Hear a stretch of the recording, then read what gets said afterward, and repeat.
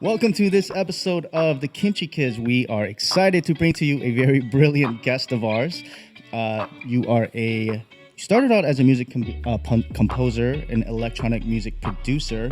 Then you went into being a venture capitalist, and then you were the first CFO at just 24 years old of Cameo, and you're currently working on your brand new project called Protégé, and you are the CEO and co-founder. I'd like to welcome to our show, Jackson Jhin, ladies and gentlemen. Thanks so much for having me. Welcome to the show, man. I guess we want to just kind of start off with a little background on who you are. So just kind of wondering, first of all, where are you from? Are you from Chicago or? No, from Houston, Texas. Oh, shit. I didn't know that. Yeah. From Houston, born and raised. My parents immigrated there they immigrated to the States when they were young and they're kind of early teens. Grew up on the East Coast and then ended up raising us in Houston. Okay, cool. Yeah. When you were growing up in Houston, was it in the city proper, or was it just outside the city? Yeah, in the city. Interestingly, grew up in a very white neighborhood. Went to this very preppy school that was not diverse. I was one of maybe only 5 Asian kids in my grade of 120. Holy shit. It was kind of growing up in two worlds. There was my school and my neighborhood, and then there was Korean church and school and my Wayhamoni and that world. Yeah. And they were very separate. Yeah, growing up. Yeah. And sorry, your ethnic background. Can we just touch on that real quick so it's clear? Yeah. So audience? I'm 3/4 Korean, quarter Chinese. My dad is half Korean, half Chinese. okay. And the food you grew up eating at home on the dinner table, that was predominantly, was it a little bit of a variety of both, or? Yeah, a little bit of a mix. My dad, grew up in Hong Kong, so he would make a couple Cantonese dishes. He didn't cook as much, so we would go out to Chinatown. There's a pretty good Chinatown in Houston. It's incredible, the Chinatown in Houston. For anyone that's never been there, I always tell people it's some of the food over there is absolutely mind-blowing delicious. Yeah, exactly. Yeah. Andy just went there recently. Saw that the wall of water, whatever. Oh yeah. What is that thing called? I don't know. It's right by the It's mall. called the Wall of Water. The wall of life. Awesome. Water wall. Who knows? Yeah, Houston's incredible though. Yeah. Super diverse. Yeah. It's a pretty big Asian population down there, right? Yeah, a lot of Vietnamese. Not as much Korean. Yeah. A little bit. A big Chinese, obviously, around Chinatown. Mm-hmm. Yeah. Mm-hmm. Well, growing up in that kind of community definitely presents its own challenges. Things that me and Andy are both very just familiar with and aware. But what were some of your biggest, I guess, challenges that you faced growing up in that area and at a young age, just trying to figure out identity and things like that and how to fit in? Yeah, one of it was around this split identity. My parents didn't speak Korean at home.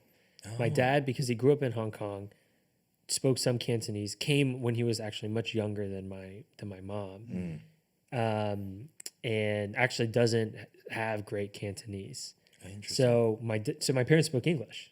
So they spoke English, and it was kind of this tale of two worlds where, I'd go with my grandparents or you'd go to Korean church or whatever, and I wasn't quite Korean enough to be accepted in that crew.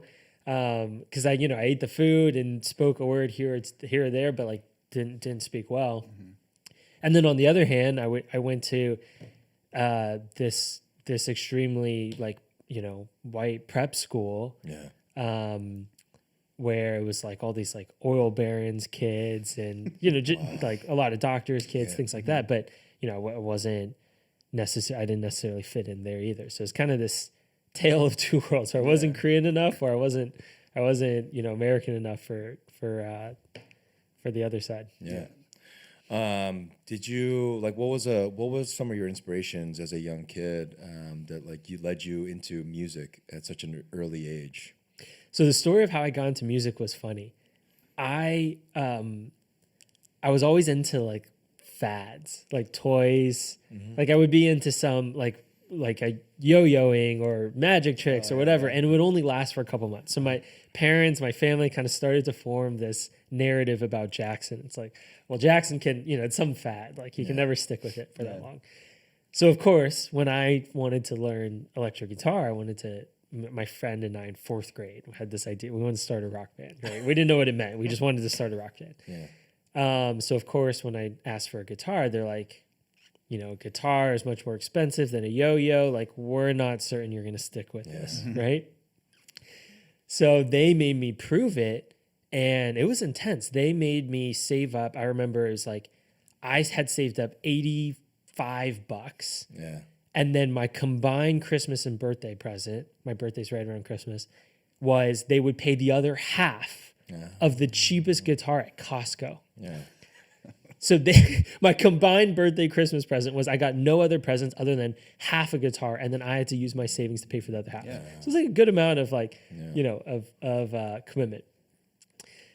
And I was so upset because I didn't find this out till later, but the guitar, I wanted a Fender Stratocaster, but or a Squire In or 4th whatever. grade, that's what you wanted. but the guitar at Costco was kind of this like off-brand. It was a Fender, but they had made this line of guitars that was like even shittier than the Squire line. So it was like even worse. It was called a Starcaster, and I remember it played so horribly that like I cut my finger on one of the frets, like. Wow. Or the first week of having it, and I was like, wow, this thing's a piece of crap. But I was so committed that like cuts, calluses, like everything. Like I was playing.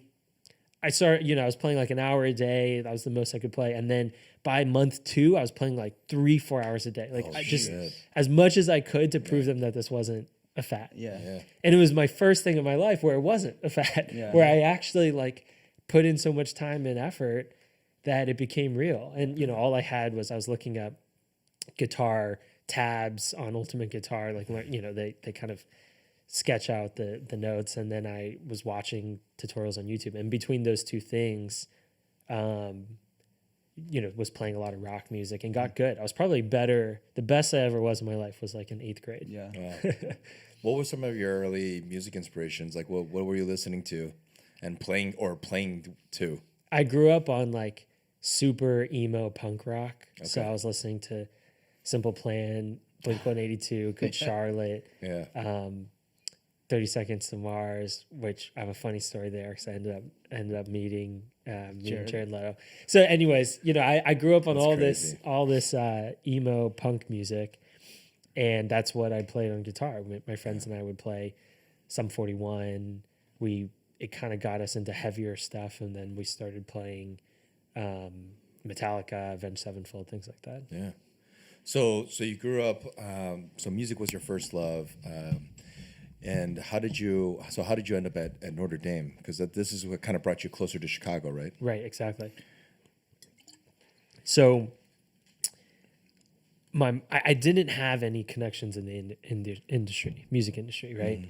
My parents, Asian immigrants, they were very focused on their day jobs. My dad worked in the healthcare industry, and Houston, maybe has a decent music scene for like chopped and screwed hip hop, but like for the kind of like electronic rock music I was making, like I didn't know how to break into that scene. I didn't even know there was no music studio that was famous. There was no record label. There was no institution. Yeah. So you would have had to know the right person to get to. So I really did try to pursue it full time. Even before college, I was looking into ways to try to turn it into a career, to figure out like, first of all, am I even good enough that this is a career I should pursue? Yeah. And I never found any of those people to validate, to even judge or discern whether I was good enough, or certainly not to help get me into the industry. Interesting. So yeah, my only kind of a formal choice was go to music school. And my mom, bless her, it was coming from the best place. Rather than telling me like, most people don't make it in music, she kept quiet. She was very supportive, but somehow she found this infographic, I don't know where, And I think she even printed it out, but she found this infographic that was like 70% of music majors or something become a music teacher or go into academia. Like 30% of whatever you're like actually become a composer or music producer, whatever you're trying to become. Yeah. And I looked at it and looked at her and she goes, "Are you in the top 30%?" And I was like, I don't know. And she's like, "Well, then are you okay? Is that your calling to be a music teacher?" I was like, "Well, probably not. Like I actually want to write and play music. I want to perform." Yeah.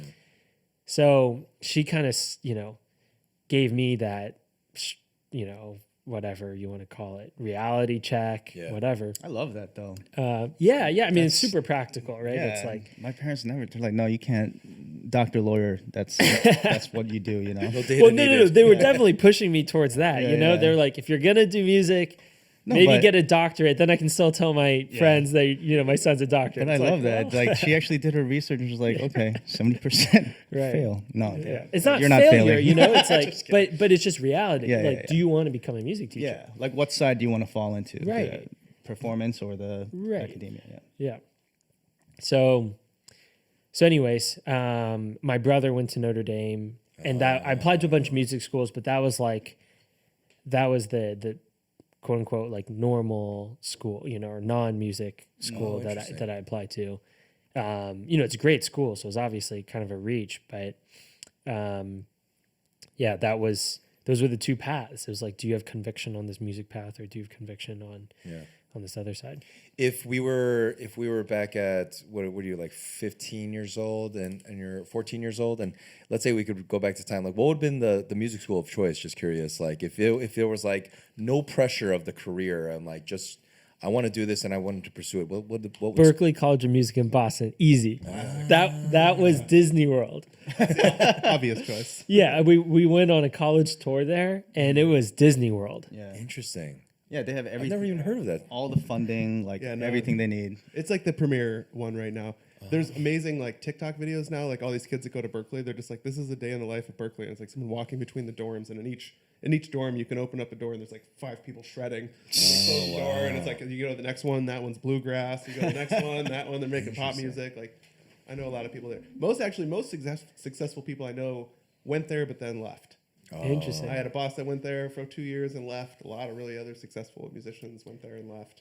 Yeah, I mean, John Mayer, he's one of famously. I don't know if he graduated. Charlie Puth. Yeah. It's the real deal for sure. Yeah, you walk in on unlike every other college tour, right? You walk in and it's like, here's music studio A, here's music studio B, here's music studio F, and then it's like, here's a dorm with a bunch of kids playing, right? Exactly. And you audition, you don't apply. Yeah. Oh, interesting. You have to play. If you suck at playing, like you're out. Yeah. Wow. Well, here I am. I'm thinking like Juilliard. I'm just like, I don't know why. I'm thinking like, when I think of music, I immediately go there. But I think Berklee has like more of a focus on pop music. Okay. And like more of a production aspect. Juilliard's more classical. I think so. Yeah. Okay. I'm just stereotyping Juilliard. I don't know. Yeah. Well, so that was the thing, there was 2 types of music programs. I was either going to have to do some sort of classical performance or classical composition, which wasn't necessarily my expertise, or there's like 3 pop music programs. It's like USC, Berklee College of Music. Those are really the 2 most preeminent ones. So even between the music paths, I was like, well, I learned how to write like one chamber music piece, like with sheet music, but like they wanted an orchestral piece. They wanted a lot of stuff if you were going to learn, if you were going to be like a classical, like a Beethoven composer, So I was like, well, if I really, and this was right around the time when my mom gave me that infographic. I'm like, if I really want to do this right, I'm either going to have to dedicate everything to building out this portfolio and honing my guitar chops so I can pass this like Berklee audition, or I just go to normal college and figure life out from there. I love it. I think that story like really sets the stage, and we'll be coming to this later. But that's incredible that like these series of experiences happened in your life, and then full circle, here we are today, and you're creating that channel from that kid in Houston to the artist. But before we get there, so now you're at Notre Dame, and was finance your thing there? Was that your second calling? Was like, I'm gonna crush No, numbers? I started as a music major and a like business minor. And I was like, well, I'll just try different things. The music program there was not good. Okay. I did it. Yeah, sorry. No, Marching band. no, yeah, it wasn't great, and it certainly wasn't what I wanted. It was very, you just learn music theory. It wasn't like Yeah. you were learning music production or performance or anything like that. So I quickly dropped that like within 3 months, and then all I was left with was my business minor. So I was like, well, I guess I'm going to do economics, business, whatever, more traditional business, liberal arts stuff, and music kind of just stayed as a hobby. But keep in mind, music was only ever a hobby my whole life. I never actually Pursued it. got to do anything commercial with it, right? So it was just me playing in a garage band. I DJ'd a bunch of like bar mitzvahs and parties in high school, and then in college I was still DJing. I was making beats for rappers in high school on the side. I was trying to record bands with my hodgepodge equipment in college. So it was only ever a hobby, and it just stayed a hobby in college. Awesome. And then so after college, unless I'm skipping something, you end up here in Chicago, correct? And this is where, I was fortunate enough to hear the story. I want you to share that with us. So you end up as you get a job for Chicago Ventures, right? Well, that job was almost on accident. Oh, okay. You want to shed a little light on this? So some quick backstory is my music really started turning into like music plus entrepreneurship in college. Okay. Right. I had this DJ business. I was making a ton of money from that. And mostly because I was only one of only two. I figured out how to become one of two registered DJs at Notre Dame. So naturally, any formal event, like if some group wanted to have a formal, right, or if someone wanted to have like a sports team wanted to have a party, right? Like I was the only official person that the university could pay, one of two. So I was charging like $500 a night for like something like crazy, for a college kid, like that's insane, right? So that started making money, and then I got intrigued by like other entrepreneurial things. So I started a music festival in college, and it was just an outdoor music festival. I got a bunch of like all the student musicians I knew to come play. We got some alumni who were like actual touring musicians to come play it for free, basically. And did this mini, outdoor concert. But the minimum to pay for the AV for the stage and all of that was like $5,000. So we had to figure out how to clear $5,000 in revenue to like pay for this thing. So we did two things. One is we sold $5 wristbands, and then we created these tank tops. And for whatever reason, whatever this is, 2014, like bro tanks were like all the rage. Just like a tank top, but like college kids loved it for whatever reason. So we made this sick design, and we sold like $8,000 worth of these tank tops. They're just t-shirts, And so we were in the green and able to like kind of go all out. We ended up not making any profit on it, but we spent to get food trucks and everything we could to kind of turn this thing. So it's as far as I know, Lakeside Music Festival, it's still going on. Like, that's so it's been crazy. kind of passed down to other students. Yeah.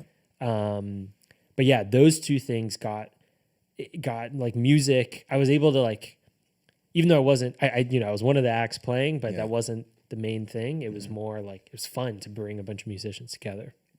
So the reason I tell that story is because that's how I got into, that's entrepreneurship. And that's why, that was one of the main motivations of why I started a startup in my senior year.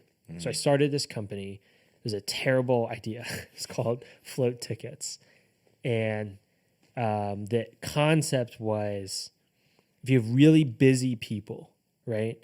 Today, there's no way for them to buy insurance on a really expensive like sport or like concert or other event ticket. Like you can buy insurance on a plane ticket, but for whatever reason, you're paying $500 to go to Hamilton, and there's no way to like buy some sort of fly anytime ticket, right? If you're a busy person. So our idea was, could we sell insurance to people who could afford it, who were busy, And then that way you pay an extra 10-20% premium on your ticket. But if you can't go, you give it back to us. All we need is up until 24 hours before the event, you can return your ticket. Yeah. So it's kind of like this refundable ticket, right? Then what we were doing is on the last 24 hours, we would try to sell the tickets to college kids at a discount, right? Because we had some extra money from the premiums and we could discount it and sell last minute tickets. So that was the idea. Maybe a cool idea. Maybe it could exist. Yeah. We did everything wrong. Everything wrong about starting a startup. What was like the biggest lesson you took from that? Well, I mean, the first thing is we didn't have any liquidity. Like you need a place to sell the insurance, right? You needed to have a deal with Ticketmaster or StubHub or something like that. So my friends and I guess co-founders, right? We went to the Notre Dame ticketing office and we somehow networked our way up to whatever, the VP of ticketing for Notre Dame football, which is grossing, they're grossing like at least $1 million plus per game, probably way more than that, probably 5 million per game, so it was like a legitimate operation. And they're like, yeah, no, like we can't take a shot on this. We can't like sell this until you guys prove it. So it's just kind of this chicken or the egg problem where we had built out this fancy software that did it was like a pricing algorithm. It did all this crazy stuff. And then we never got distribution for it, so it didn't matter. Interesting. Who was doing the developing? It was one of my buddies who did computer science, Yeah. and we teamed up to try to make this startup.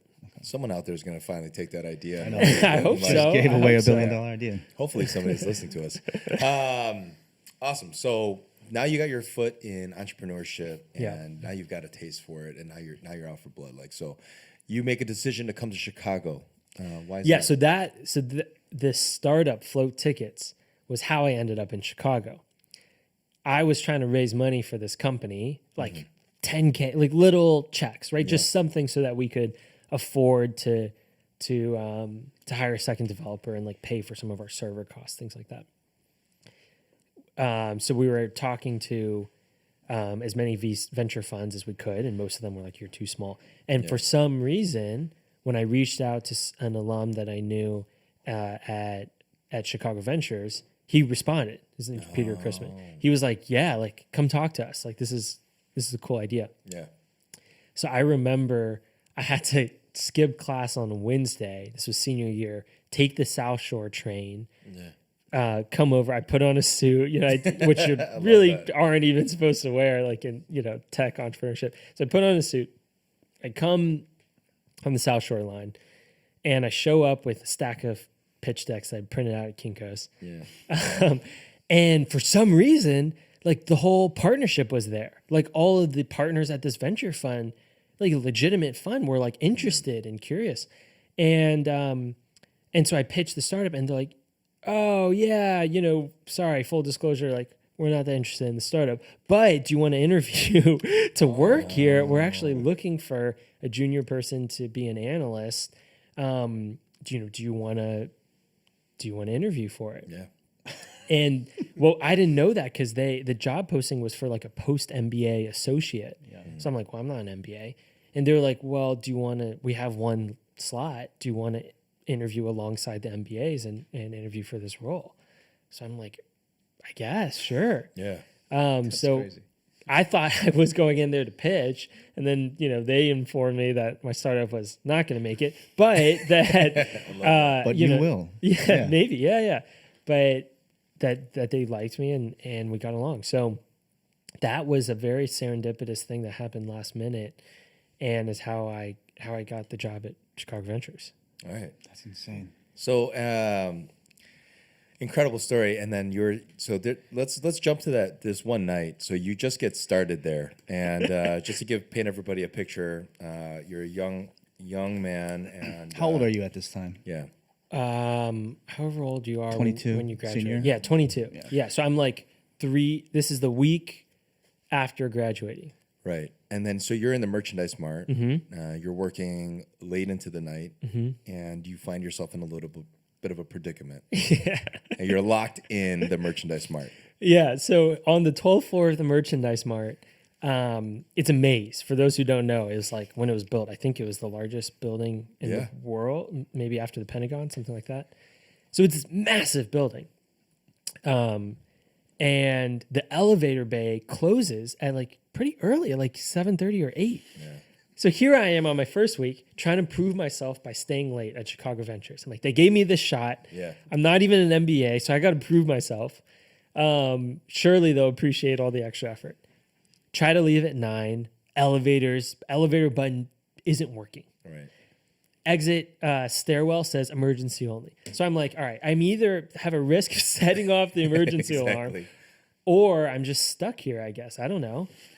So I go back into 1871, frantically looking around for anyone who's still there. Yeah. No one was really there. I'm starting to get more and more worried that I'm gonna have to like sleep under my desk, right? Or I don't know, call a partner and be like, hey, can you come back from the burbs and like use your key fob and let me out so I can go home? Like I didn't know what to do. Yeah. Thankfully, I finally found one office that still had its lights on. And it was these 2 young entrepreneurs, and they were, huddled around a laptop working on something. So I knock on the door, and I'm like, hey, this is embarrassing. I just started this venture fund down the hall. It's my first week. I don't know how to get out. Like, is there another elevator bay? Like, how do I leave? Yeah. They're like, oh, don't worry. Like, you have to know this kind of secret passageway. Like, all good. Like, we'll show you out. So, I'm kind of sighing with relief. And they're like, hey, wait, you said you started a venture fund. Yeah. I'm like, yeah, it's Chicago Ventures. They're like, no way. Can we pitch you? I'm like, dude, it's 9 p.m. I'm just trying to get out of here. Like, can I please just go home? And they're like, we promise to be fast. I'm like, all right, fine. So they started pitching me, and what was supposed to be a quick pitch turned into a 3-hour conversation. So we stayed there till midnight. Jeez. Steven, the CEO, his mom brought Al's beef sandwiches. We ended up eating dinner together. And I fell in love with the idea they were building. At first I was skeptical. They're like, hey, we want to sell selfie videos from celebrities. We just quit our jobs 2 weeks ago. We're so excited about this idea. I'm like, ugh, maybe you shouldn't have quit your jobs. It's a weird idea. And they're like, yeah, but here's all these different angles. Like, we won't have the chicken and the egg problem because you can get talent, blah, blah, blah. So they had all these ideas, right? And I was starting to get more and more sold. And by the end of it, I was hooked. And I was like, oh my gosh, this actually could be a really big idea. Right. This isn't just like selling selfie videos on the internet. Like, this is actually something more than that. This is a marketplace where you can get in touch with celebrities. This is something that has never existed before. So anyways, I go home that night and my heart's pounding. I'm like, I need to tell someone about this. I at the time, it was only my first week after school, so I didn't even have an apartment yet. Yeah. So I'm sleeping on my brother's futon. Yeah. My brother, lived in Chicago and was letting me crash. So I wake him up. I get home. I guess it was midnight, right? Yeah. Or maybe later, 12:30. I get home. I'm like, Chaz, like, wake up. Like, I have to tell you, I've just found the next Instagram. It's like so cool. He's like, go to sleep. Like, shut up. So anyways, for a couple weeks, I didn't want to tell the partners at Chicago Ventures because I didn't yet know how to pitch a startup idea to them. But I'm like, I think this is cool, but I don't want to, I don't want to look silly. So let me do more research. So every day I would go after work at like 7. Now that I knew where their office was, I'd walk over and hang out with them till midnight. So I did that for like a week and a half. Yeah. Finally, I'm like, okay, I think I know enough about this company. Let me pitch it to Ezra Galston, who's a principal at Chicago Ventures, and try to sell him on that we should invest in this idea. Yeah. So I write this long email with all of the points of everything they're doing right. And I remember he responds and he goes, hey, I don't think it's going to work. Here's 5 companies who've tried this before. Here's 4 reasons why marketplaces like this don't scale. Better luck next time. Like, keep trying. Mm-hmm. I'm like, no, I really think it's interesting. Like, you should look into this. He goes, well, this other company you tried. You could get Morgan Freeman to leave you voice messages, whatever. And it didn't work. And I was really persistent. I just kept pounding my fist on the table. And finally, he's like, all right, if they're close by, I'll take an intro meeting. I'm like, thank you. That's all I want. He takes an intro meeting. he falls in love, Okay. of course, right? He's Yeah. he's obsessed. And very quickly, he's able to convince the whole partnership to write a small 100K check into the company. Wow. Smaller than, the normal investments they were making were like $1 million. Yeah. So it's kind of, hey, let's see how this company does. They're early. They, don't have a lot of revenue. They just started. So I was still hooked. I spent a disproportionate amount of my time versus the 100K spending time with this company. Right. My job was to like help all 80 companies we had invested in and find new ones. And I was spending like 50% of my time with this one tiny little company down the hall from us. So for about 6 months, I would go into their office every day after work and sit on the beanbag with Steven, the CEO. And we kind of built Cameo together. We built his first pitch deck that he used to pitch Jeff Weiner, the CEO of LinkedIn, who ended up becoming an advisor.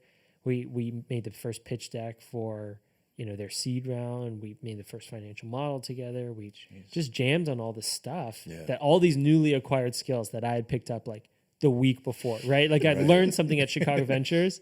And then the next week I'm like, hey, have you ever done financial modeling? Like, let me help you. I'm like, I just learned this, right?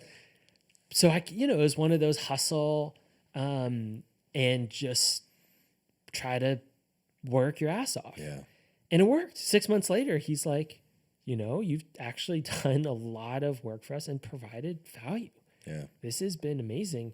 What can I do for you? Like, I feel bad. Do you want me to pay you? Or like, I don't know, like you're working for free. Like, what do you want? Yeah. And I thought about it. So I come to him the next day and I'm like, Steven, I want to be your number two. I want to be your protege. I didn't use that word yet, but I was like, I want to be your number two. I want to be in your C-suite. I want to actually be in the meeting rooms with you and the investor pitches and the hard decision meetings. He goes, come on, you're 23, 24. Yeah. Like my board would kill me. I can't hire you as a C-suite executive. What is a C-suite executive? I wanted to have a chief in front of my name. I wanted to be chief financial officer or chief operating or chief strategy officer. That is incredibly ambitious. Oh for yeah, no, it's child. it's super ballsy and like very inappropriate for me to have asked that. But you did. Yeah, but what did I know? Yeah. So I'd been in venture capital just long enough to know that those were the people getting invited to the pitch meetings. Those were the people who the VCs would talk to, whatever. So I was like, okay, well, I want to learn. I want to do that. He's like, I can't do that. So my pitch to him was, Steven, if you hire a professional CFO from some public company or something, you're going to have to pay him $500,000 or give them 2 to 5% of your company. And after a year, they might suck and you might have to fire them. Or we work great together, pay me 1/5 of that. I'll work twice as hard and you can still fire me if I suck in 12 months. Yeah. Let me prove myself. Thinks about it. And he goes, all right. I love that. Deal. Yeah. I will talk to the board. And he talked to them and somehow convinced them and let them, let me join. What did the board say when he's like, I'm gonna hire Jackson Jhin as my CFO with all your money?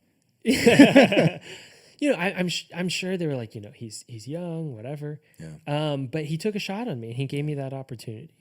And so you're now with Cameo. Yeah. You spent just a little over, was it 2 years roughly with them, or? Well, so he gave me a year to prove myself. Yeah. In the first year, we raised $50 million from Kleiner Perkins and Lightspeed and all these great venture funds. He let me keep the job. The next year, we raised another $100 million from PayPal, SoftBank, Google, Headline, all of these top investors, and turned the company into a unicorn. We turned the company into a company worth $1 billion. Yeah. And so that's within 2 years you did it? 2 or 3 years you did that? Yeah. Oh God. It's basically, 2 Where are we at years. at Perla after 3 years? What is it that at that time of your life, what was something that was like really driving you? Like, what were some like practices that you started putting in place in your life to realize like that like these decisions that you're making on a day to day are very important and impactful in your life? Like, did you start having like daily regimen and practices at that time? Yeah, that's a great question. I was very driven to prove people that I wasn't too young, right? I was very driven to do a good job because of all of the people who were telling me that I wasn't equipped to do that job. Same thing in venture. When I started at Chicago Ventures, people were like, I'm a 40-year-old entrepreneur. Why should I be talking and taking advice from a 21-year-old? Yeah. Like, who are you to decide whether this fund gives me money? And I actually had the power to, to discern whether or not we should invest. I couldn't unilaterally make investment decisions, but I could certainly say, hey, this company is not worth our time. And they would respect that and say, okay, and we'd move on. So it was a ridiculous amount of power for that age. And as a result, people were, I think, a little bit even frustrated about it. Yeah. And I remember even getting yelled at once. I was in 1871. I was talking to an entrepreneur, and he goes, hey, I have this idea, but I think it might be competitive with the company you guys invested in at Chicago Ventures. I'm like, okay, which company is that? And he said the name of the company he thought was competitive. I'm like, okay, well, I know what they do, but I don't know if it's to tell you if I think it's competitive. I would need to know what you do. Yeah. He goes, well, if I tell you what I'm doing, you might steal it. I'm like, okay, then we don't have to talk. Yeah. And he's like, no, but I want to pitch you and see if it's competitive.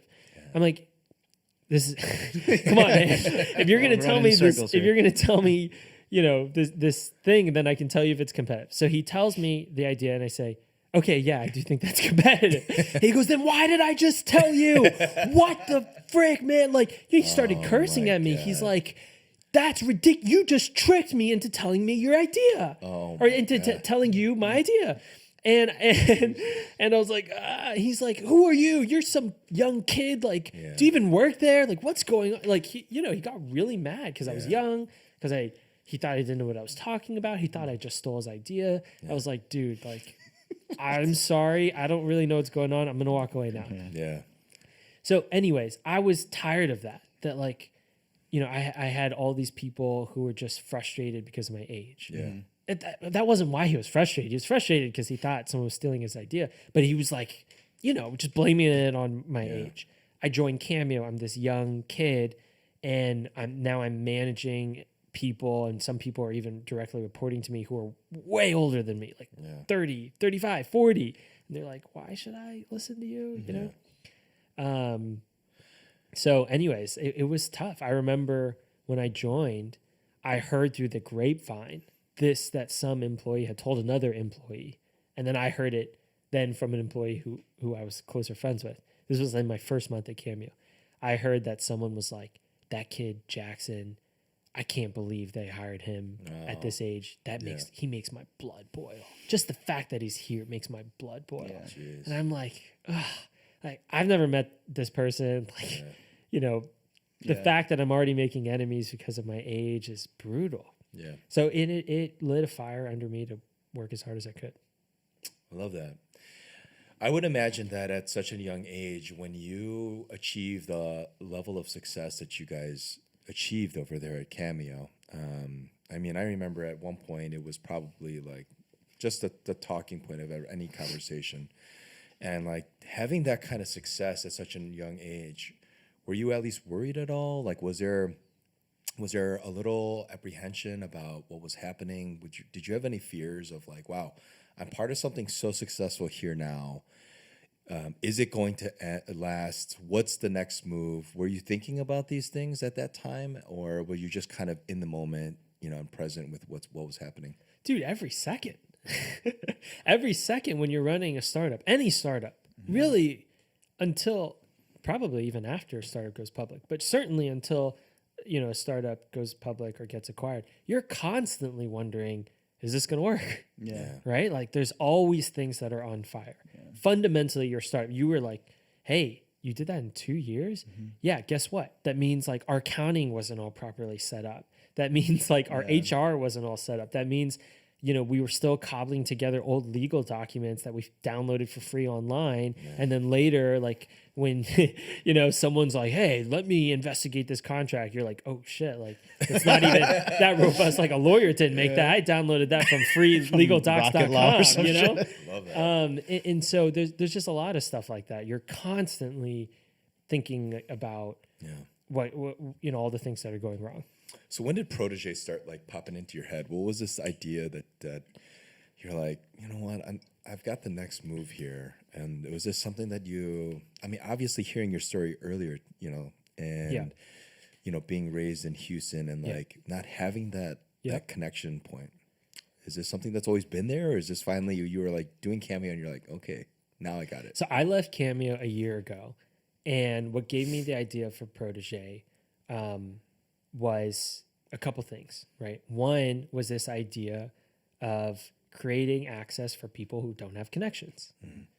And in many ways, I was just building a product that I wish I had when I was 15. How could I have given myself the tools or connections to break into the music industry, or even to know if I was good enough to break into the music industry? There's no standardized test. There's no process, right? You just have to have people who are good musicians tell you whether they like your music. That's it. So that was this concept that I was really obsessed about, was democratizing access. And then the other thing I learned that gave me conviction to start this idea was the power of having someone's cosign. And in this case, it was the power of Steven's mentorship. The CEO of Cameo taking me under his wing at whatever age. Now I'm in the room, and now when we meet people, they you know, at least professionally, they couldn't talk back about it. They had to let me participate in that conversation. It gave me access to things that I otherwise wouldn't have been qualified for or wouldn't have had the opportunity to do. So Steven taking me on literally as his protege also, you know, was a big impetus for me wanting to build it. Has he been like a mentor for you throughout? Oh yeah, absolutely. I mean, as the like maybe the mentor of your career? Yeah, I mean, I went from having entrepreneurs yell at me because I was too young to a year later, Steven and I are meeting Brett Favre. Steven and I are having dinner with the Sultan of Qatar. Jesus. Steven and I, you know, Steven and I are raising $100 million from people like SoftBank and Google, right? Like we were just in these ridiculous conversations that that I couldn't have fathomed. But these are also first experiences for Steven too, right?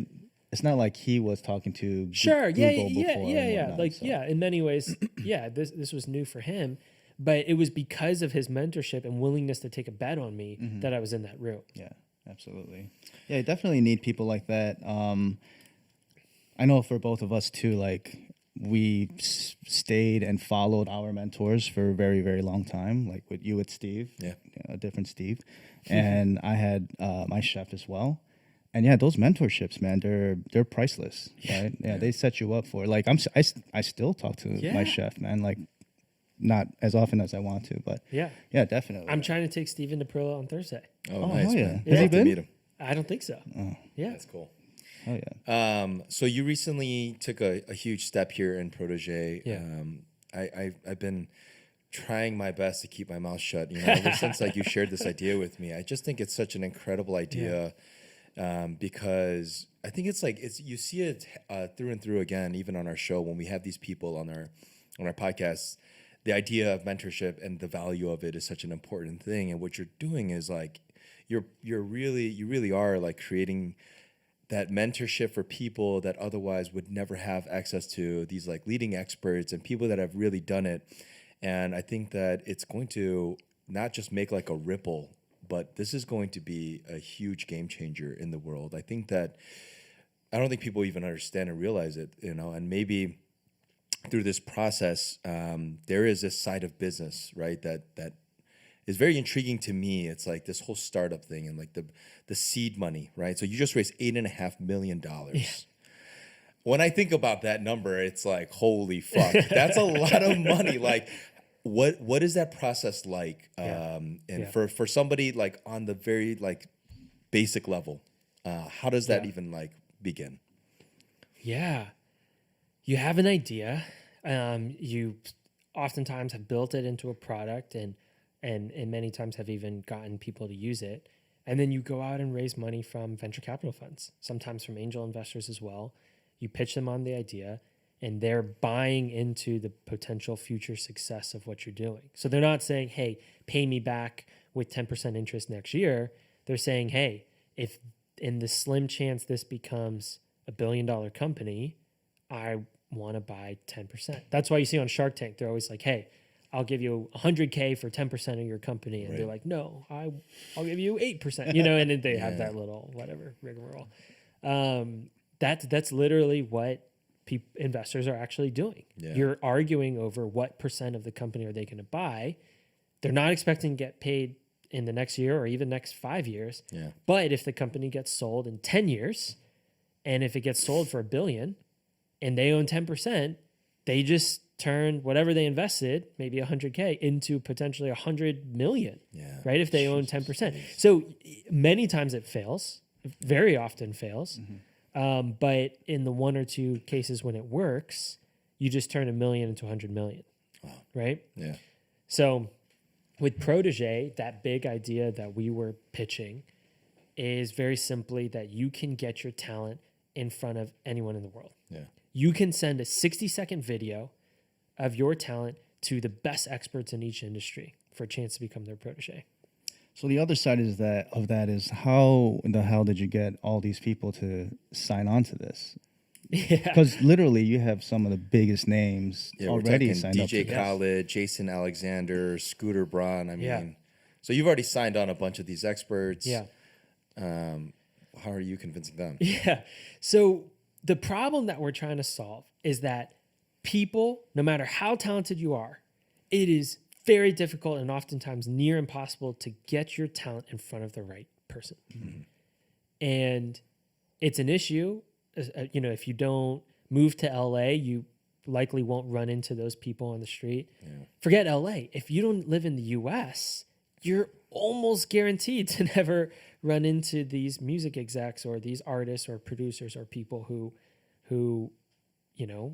are controlling the industry. Mm-hmm. So that's a massive problem for 2 reasons. One is it sucks. Yeah. You have people like me who I will never know if I was talented or enough, but let's say I was, it wasn't a lack of talent. It was a lack of connection. Yeah. Right. And then the other problem is you have a bunch of undiscovered, amazing people all over the world who these music executives aren't even getting a look at. Mm-hmm. And so they're ending up with a less diverse pool, right? Mostly from people who are in LA or who found a way to move to LA. And they're not able to scout and see all the great talent out there. So it's a problem on both sides, right? Both people want to discover more good talent. Mm-hmm. It's just a matter of how do you do that. So that's where, that's why we built Protégé is to bridge that gap. Theoretically, you could get 60 seconds of your music in front of the biggest artist in the world? Mm-hmm. What if you could get Beyonce or Jay-Z? Or maybe your music is, you make a very specific type of music. Like for me, I would have loved to get in front of Sinister Gates from Avenged Sevenfold, right? But whoever the luminary is in your genre, what if you could get in front of them just for 60 seconds, to take your shot and show them how talented you are? That would be insane, right? And so we thought, okay, let's build it. Mm-hmm. Let's make that happen, because we actually think we could incentivize both parties to show up for that 60 seconds. Yeah. No, I love it. I think it's just so incredible what this whole platform is, because on top of it being an incredible business and opportunity for you and your company, you're also doing so much good. I think, you're giving, I love the 3 words, right? Hope, opportunity, and access, like something that's kind of like a through line for Protégé. And I love that both of those things are aligned here. Like, this is an incredible business and opportunity for you, while you're creating these opportunities for all these people in the world to really, like, you can change people's lives through this thing, and at the same time you're giving opportunity to the leading professionals, right? Like, this is another source of income as well for them too. So, and opportunity to discover somebody, right? Maybe the next big artist on their label, right? I mean, Totally. It's insane what this is. Like, this network that you're creating with this company is wildly. I appreciate that. It's yeah. insane. We're so stoked. I mean, now for the first time, you could live in anywhere. Yeah. Mongolia, South Korea, Thailand, Africa, right? In one of these places, as long as you have internet access and hustle, you can now get in front of the biggest people in the world. Yeah. So there's two ways you can actually apply on Protégé. You can either pay a fee for them to give you feedback, and that fee is set by whoever the expert is. Obviously, DJ Khaled is sets a higher fee than a smaller musician. Yeah. But especially outside the U.S., where $100 gets me a really nice dinner at Perla, or maybe even these days, I just took an Uber that was $80, right? Like, it's $100 these days, with inflation and everything is actually not much. Yeah. But in other areas of the world, let's say $100 is really hard for somebody to afford. They can actually use sweat and effort instead. So if they get 100 of their friends to sign up, create an account, and give them an upvote on Protégé, then they earn a free audition. Oh, that's so cool. That's great for us because it gets the word out. Yeah. So it's like, it's another form of marketing for us. Yeah. And it's great for the people who couldn't afford that opportunity. Yeah, no, that's so smart. Like, because even for a lot of, I guess, people in our industry, like, we don't have capital to start these restaurants. We don't have capital to start businesses, but we do have sweat, right? Yeah. So I love how you implemented that into this. All you need is camera, internet, and sweat. Yeah. I love that. So as CEO, which I love that, by the way. So, like, you were just trying to get into that room before. Now, as Chief Executive Officer of your own company, what is the culture you're trying to create at Protégé? Like, what is, now that your focus is a little bit just different now, right? Like, than you were with Cameo. Mm-hmm. What are these, like, new challenges that you're taking on? And I imagine culture being is one of those important factors, right? Yeah, totally. We are a group of people. Everyone we've hired is someone who deeply resonates with this idea, right? Because they were unable to find access at some point in their life, or is really passionate about helping bring this access to other people. I love that. Everyone who works for Protégé. Yeah. One of our very first people who applied to Protégé, her name's Marissa. She applied to Jason Alexander, BB Rexa, and her. She applied to 3 different people. Oh. She cold emailed us and said, I'm obsessed with this thing that you guys built. I'm a musician and you're helping me get access. And I want to join you guys and work for you. Do you have any positions at all? I'll do whatever you want. Yeah. And we hired her. And she's, an incredible asset to our company and literally breathes this daily, right? Like, she lives in LA. She's extremely talented, has been singing on stage professionally since she was 10 and is still trying to make it.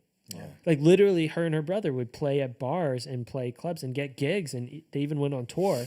And even still, they're trying to get connected with the right person who understands and clicks with their music. Yeah. The only other alternative to something like Protégé that I can think of is American Idol or The Voice. And the problem with American Idol or The Voice is there's only, 20 people per season who get this opportunity to sing live. And they have to be singing something that Katy Perry or Adam Levine or whoever the judge is really going to like. Yeah. But guess what? Like, Katy Perry isn't going to like every piece of music out there, right? So what was important to us about Protégé is finding a diverse set of experts who represent all of the genres and subgenres and even, look like people who, are applying from all over the world, because that way we're going to be able to make a lot more matches. Yeah. I love that. I feel like as you're taking on this role as chief executive officer, I mean, like us, like me and Andy, every day we're evolving as leaders of our business. We're evolving, constantly challenging ourselves, trying to stick to new regimens, learning from others. Is there a new belief or behavior or habit that you've recently kind of picked up for yourself that's like that's been really impactful for you? I meditate pretty frequently, almost every day. I have 2 apps, one called Calm and one called Hallow, which is actually a Chicago company. Which one? Hallow. So I was raised Catholic, and there's actually, people don't know this, but there's a big tradition of Christian meditation, which is only recently started to kind of make a resurgence. But yeah, whether it's more religious or not, Calm is just about breathing. I do one of those 2 apps, every week. I try to do it every day, and it's super helpful just in like centering yourself. I don't know. Have you guys ever tried? Oh yeah, absolutely. Do you do meditation? it like in the mornings, like when something is stressing you out, or is it like routine or kind of reactive to, or a supplement to like your stress or something like that? I mostly do it at night, like to fall asleep, Oh, or when I'm like super stressed Yeah, and need a way to calm down. I would like to do it more in the mornings as a way to just start off your day. But right now I'm using it a little more reactively. Yeah. I love that. Yeah, it's like stretching, the meditation, the exercise, eating right. It's all shit I don't do. There's this one small thing that I've been doing every day that has completely gotten rid of my back pain. Okay, here we go. It's a 10-minute YouTube video. That's it. I do this YouTube video every day. What is the video? If you The don't mind video, sharing? I don't know the exact name, but if you type in foundations into YouTube, it's not the one. It's not. There's like a foundation makeup tutorial. It's the second one. That's like foundations of exercise, something like that. Yeah. And it's these lower back and hamstring stretches. I know this is not like a No, this is like great. I mean, workout people played this podcast, podcast to but- learn how to like do a startup and be successful, but now they learned how to save their back every day. This is great. And I was so surprised. Can I get up and show you? Yeah. I was so surprised. All right, you're about to get me doing stretches on camera. This is great. Here, I was before I started doing this. This was about as low as I could go okay. when I bent forward, like trying to do yoga. Wow. This was probably Yeah. the lowest I could go. And I haven't stretched. All right, yet, here we so go. We'll see how low I can go. Cold But now I can touch the ground. Whoa! Holy crap! Okay, for Can't see it. His those palms those are of you that flat on the ground. Watching this on our Palms are YouTube, flat. Holy his palms are shit. flat on the ground. Yeah, flat on the ground. And that's That's- based on foundations on Yeah, YouTube? it's based on this. It's you just an like investor? a series. I would. It's based on the series of hamstring stretches and exercises. And I just didn't realize my back pain was because my hamstrings were tight. I am fucking sold. I know, man. We're gonna go check out this I want to video. touch the floor. It's 10 minutes every day. Holy And shit. even if you stand all day at your job, Yeah. which I know you guys Which we do, or yeah. if you sit all day at your job, which a lot of people Everyone do, else does, yeah. it's Good for everyone, man. it's a game changer. This guy, That's so cool. You just blew this guy up. I just earlier, it was popped into my head, and I was like just thinking about Chuck as well. Like I was thinking about you, and I was like what you're doing right now, and I was like, I wonder who Chuck would have if you had the opportunity. Your let's say 13-year-old self, 14-year-old self, and you had the opportunity to reach out to a mentor and play something for them. What would it have been? Who would it have been? And can you play it for us? Oh man, 11, 12, 13-year-old Chuck would have gone for Metallica, I think. Nice. Who specifically? Later, Kirk. Kirk Hammett. Yeah. You gotta go shred. Yeah.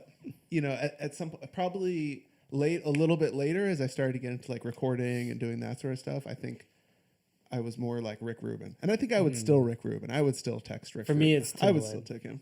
Timbaland, Yeah, for I think sure. it's Timbaland. He's up there for sure. Yeah. Yeah, it's weird. I don't know. At this point, I've seen that I've met a lot of these people. Like Yeah. I've met people that I'm like, oh my God, I respect the shit out of this person. I've been in those rooms now, and it's like, okay, but it does bring it back to like, you have to have the talent, you know what I mean? Yeah. And I do see something over and over again with people that, you know, I think it's nice to know, to know if you have that, because I think one of the problems that I think is rampant with musicians is that they don't know. And they Confidence.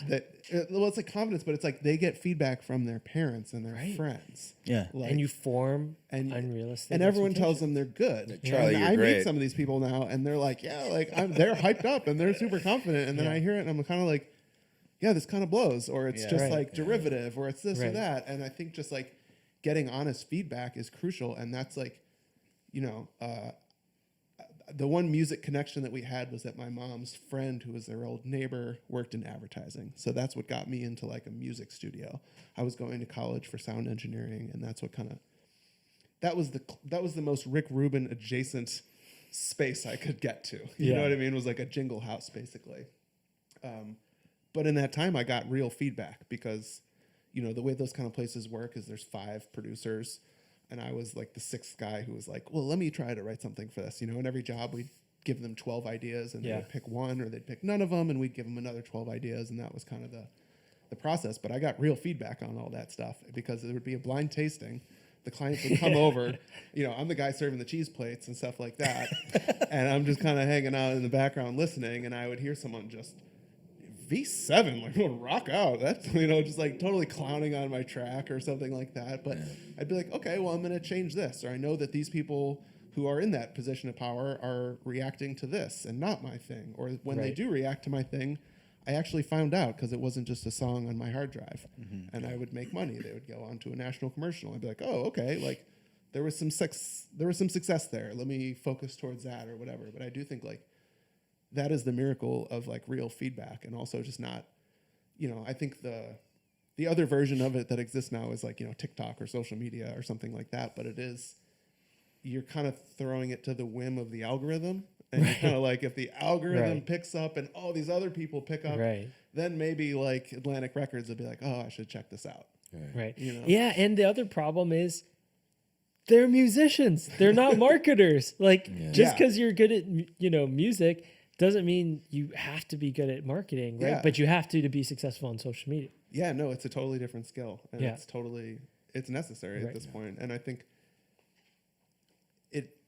hopefully something like this, like I think like, you know, mentorship is like a constant theme on this podcast. And I think it's like, I have my mentors of like, you know, the people at that place that I was working at, and then people at the next place, and just all these different composers that I met along the way, and people that showed me little tricks, or people that explained how this industry works or that industry works. That was so crucial to my development. I don't know where I would be with that without that. You know what I mean? Right. Well, regardless of your young age, you have achieved quite an incredible amount of success in just a short time. I can't imagine where you're going to take this thing. The whole thing has just been exciting to see, and kind of, well, especially for me, like to know about even before it's like been coming up. Yeah, you were one of the first to know about it. I want people to understand that you know, you've got a lot to offer here, and I wanted to see what advice you would give to young, inspiring entrepreneurs, and then second to that, what advice should they ignore?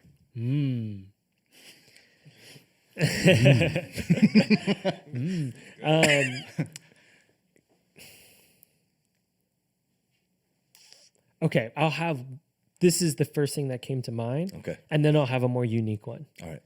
Because I don't know if this one's differentiated enough. Chuck will say it's too derivative. The first one is don't give up. At Cameo, at Protégé, at Chicago Ventures, at every stage that I've been at, especially in entrepreneurship, there's constantly moments when you feel like you should give up. The permit doesn't go through for the restaurant. Someone gets food poisoning. Pandemic. What? A pandemic occurs. A pandemic occurs, right? Or someone, you know, sues you, whatever. You're like, I should just give up. Yeah. Someone, a food critic, I don't know if this has ever happened. I can't imagine it would. A food critic says, you shouldn't be doing this type of food in this neighborhood. Yeah. Right? And you're like, maybe I shouldn't, you know? Yeah. Maybe I should have done it where all the Korean people, I don't know, whatever, you know? I think that's just so universal. Don't give up. Yeah. I love that. If people love what you're doing, don't give up. The second thing, Even if they don't. even right? if they Don't give don't. up. Yeah, even if they For don't. so long, yes. Yeah, 3 years. 3 years. The second thing is this. The second thing on especially on theme with what we're talking about is to find to actually be selective with your mentors. And whenever you find a mentor, you're like, oh, beggars can't be choosers. You know, this is the person who's being nice, whatever. But you should never, you should always aspire to have a mentor at the very top. And I think that's something I've learned, that most people sell themselves short on mentors. Most people are like, it's Kirk Hammett. Like, why would Kirk Hammett? I guarantee you, mentors people in this world, there are people who are like his proteges. We have learned through building Protégé that all of the experts that we work with, Scooter brought everyone, DJ Khaled, they have their own mentees and people who they help out. But like people don't necessarily know that. He does guitar lessons, I believe. Yeah. And he was mentored by Joe Satriani. There you go. Even Joe Satriani had a mentee, right? So Steve Vai was his. I'm serious. yeah, so there's a long chain of guitar virtuoso mentors. So everyone, it's important to know, everyone, especially experts, has a mentee. Therefore, every expert has a mentee. And most of them only have less than a dozen, right? It's hard to mentor that many people. So, do you want to be one of 12 mentees of someone who's had a medium level of success, or do you want to do it from the very best? And it's hard, right? And that's why we built Protégé, to hopefully make it a bit easier. But I've found that aspiring for the best mentors has really unlocked a lot of things. I love that. Awesome. Well, you can learn more at their website at www.protege.com, or find them on Instagram at joinprotege. You guys are doing some incredible work, just connecting the dots and giving access and opportunities to everyone. No matter what your circumstance or no matter where you live, you have direct access to leading experts to possibly your new dream career. And that's all made possible by Protégé and Jackson Jhin and the team behind them. So thank you again for joining us. Thank you for having me. Absolute pleasure having you. Everybody, Jackson Jhin. Okay. Jackson, if there's anything you want to shout out, please. I have this buddy who has made the most incredible restaurant in Chicago. You have to go check it out. It's called Prilla. Awesome. Thank you. Thank you, man. Thank you for that. That's very nice of you. but actually, there isn't a whole lot of KBBQ in the city of Chicago. It's one of your only options. Luckily, it's the best option. Thank you. Thank you very much. We love having you in, so come by soon. Thanks. Yes. All right. Awesome. Thank you, Jackson. That was awesome. Thank you, guys. That was great, man. I learned so much.